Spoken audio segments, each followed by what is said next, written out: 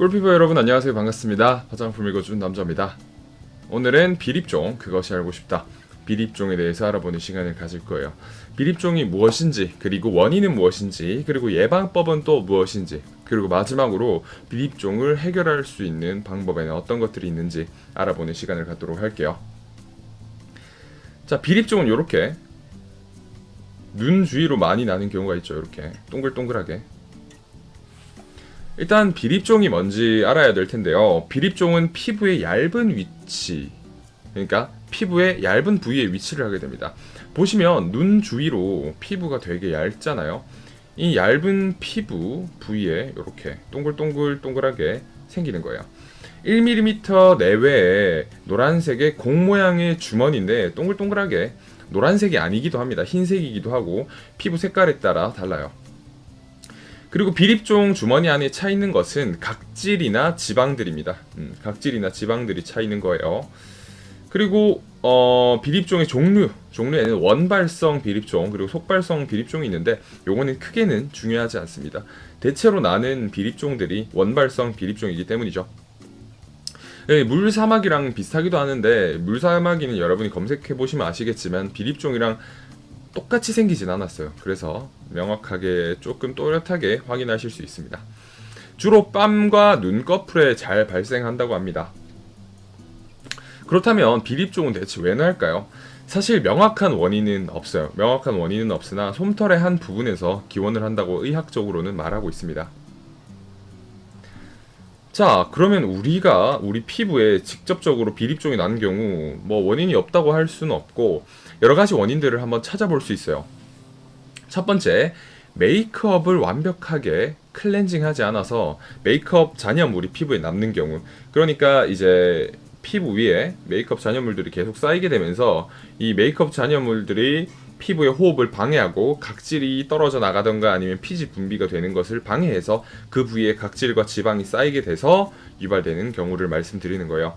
그리고 두 번째, 비립종이 날 수 있는 피부 부위, 그러니까 눈, 가, 그리고 뺨 쪽으로 과도한 유분 보습을 했을 때, 그러니까 피부 상태는 유수분 밸런스를 정확하게 딱 맞춰주는 게 제일 좋아요. 제일 좋은데 그것도 모르고 수분 크림을 사용해야 될지 로션을 사용해야 할지 몰라서 예를 들어 미네랄 오일이나 아니면 과다한 식물성 오일, 쉐어 버터 이런 것들이 배합되어 있는 그런 제품들을 이런 부위에 과도하게 보습했을 때 필요 없는 오일들을 더 덧붙여서 이렇게 발라주시게 되면 그 부위는 어떻게 될까요? 피지 분비는 더 심해지고 아무래도 유수분 밸런스는 깨지고 유분이 많아지면 각질도 제대로 관리가 안 되고 더해서 지방이 그 부위에 쌓일 수 있겠죠.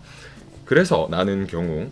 그리고 세 번째가 이 부분은 사실 좀 힘이 든데, 기름진 음식의 과다 섭취 및 각질 제거를 하지 않는 습관 때문에 이렇게 비립종이 나는 경우가 많습니다. 기름진 음식을 많이 먹게 되면 아무래도 피지 분비가 늘어나죠. 그리고 인슐린 분비도 늘어나고 하다 보니까 그렇다 보니까 이렇게 지방질이나 아니면 각질들이 쌓일 수 있다는 것입니다. 그리고 각질 제거를 하지 않는 습관도 영향을 미쳐요. 대부분의 요즘에는 많은 분들이 아하나 바하 각질 제거제를 이용을 하셔가지고 각질 제거를 하고 계시는데 그렇게 하지 않는 분들도 계신단 말이에요. 이렇게 각질 제거를 제대로 하지 않는 습관을 가지게 되면 비립종 유발의 또 다른 원인이 되기도 합니다. 물론 각질은 피부가 알아서 벗겨내고 이 피부에 턴오버 주기가 있기 마련이지만 요즘은 워낙 이런 외부적인 요인 때문에 아무래도 각질이 스스로 탈각되지 않는 경우가 더 많습니다. 그렇다면 비립종은 번질까요?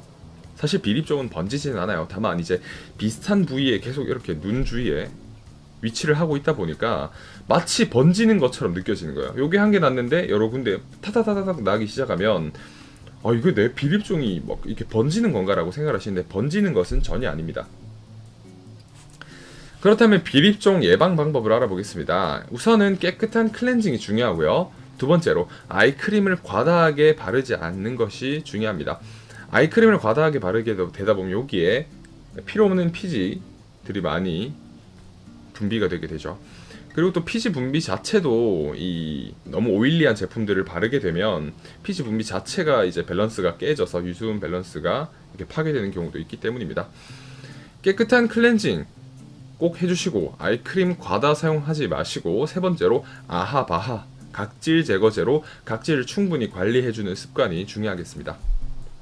근데 눈 주변에는 아하를 바르게 되면 조금 따가울 수 있을 거예요. 그러니까 바하 한 살리실릭 애시드 0.5% 정도 되는 것들을 조심스럽게 발라주시면 좋을 것 같습니다. 그렇다면 이미 난 비립종을 없애는 방법에는 어떤 것들이 있을까? 두 가지 방법이 있는데 둘 다 피부과를 가는 방법입니다. 근데 이제 피부과 내에서 치료 방법이 달라지는 것이죠. 첫 번째는 이제 물리적, 그러니까 바늘이나 침 같은 걸 통해 가볍게 구멍을 낸 뒤에 압출하는 방법, 혹은 레이저로 가볍게 구멍을 낸 뒤에 압출하는 방법이 있고요. 두 번째로 탄산가스 레이저로 병변을 태워 없애는 그런 방법이 있습니다. 이렇게 하시면 이미 난 비립종은 되게 가볍고 간단하게 제거하실 수 있어요. 생각보다 어렵지 않은 치료 시술이니까 꼭 피부과를 방문하시길 바라겠습니다. 자, 그리고 걱정하실까봐 마지막 마무리는 흉터 관련 마무리입니다.